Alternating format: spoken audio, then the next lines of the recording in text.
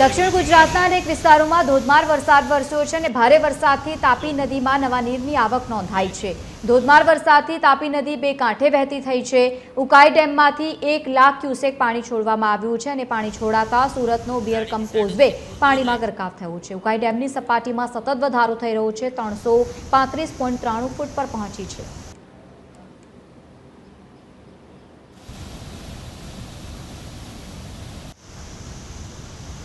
સુરતના ઉપરવાસમાં ભારે વરસાદને પગલે ઉકાઈ ડેમમાંથી તાપી નદીમાં પાણી છોડાયું છે। લગભગ 1 લાખ ક્યુસેક જેટલું પાણી છોડવામાં આવ્યું છે અને તેને જ લઈને તાપી નદી જે છે તે બે કાંઠે થઈ છે। અલગ અલગ તબક્કાવાર જે પ્રકારે તાપી નદીમાં પાણી છોડવામાં આવી રહ્યું છે, ત્યારે ખાસ કરીને અત્યારે જે સુરતનો વિયરકમ કોઝવે જે છે તે રૌદ્ર સ્વરૂપ ધારણ કરી ચૂક્યો છે ને કહી શકાય કે 8.5 જે મીટરની સપાટીએ હાલ વહી રહ્યો છે।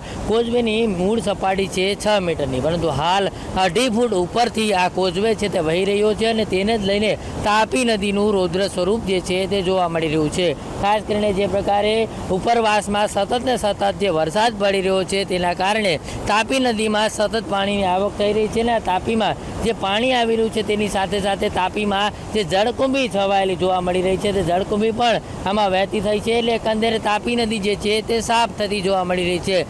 ચો તરફ જે પ્રકારે જોઈ શકાય છે પાણીના ધસમસતા પ્રવાહ જે છે તે વહી રહ્યા છે ને એક નયનરમ્ય દ્રશ્ય જે છે તેનું નિર્માણ થયું છે। એટલે તાપી નદી હાલ બે કાંઠે વહેતી થઈ છે અને જે પ્રકારે સતત ને સતત હવામાન વિભાગ દ્વારા હજુ પણ આગાહી કરવામાં આવી છે તે મુજબ સુરત છે તેને અને તેમના ઉપરવાસમાં ભારે વરસાદ છે તે પડી શકે છે, ત્યારે હજુ પણ ક્યાંય ને ક્યાંય જે વરસાદ પડવાની શક્યતા છે તે વધી રહી છે ને તેના જ કારણે તાપી નદીમાં અત્યારે હાલ જે ઉકાઈ ડેમનું રૂલ લેવલ છે તે જાળવી રાખવા માટે પાણી છોડવામાં આવી રહ્યું છે।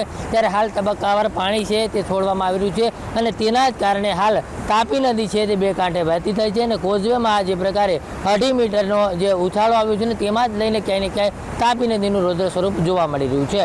કેમેરામેન જયેશ મિસ્ત્રી સાથે દિવેશ પરમાર, TV13 ન્યૂઝ, સુરત।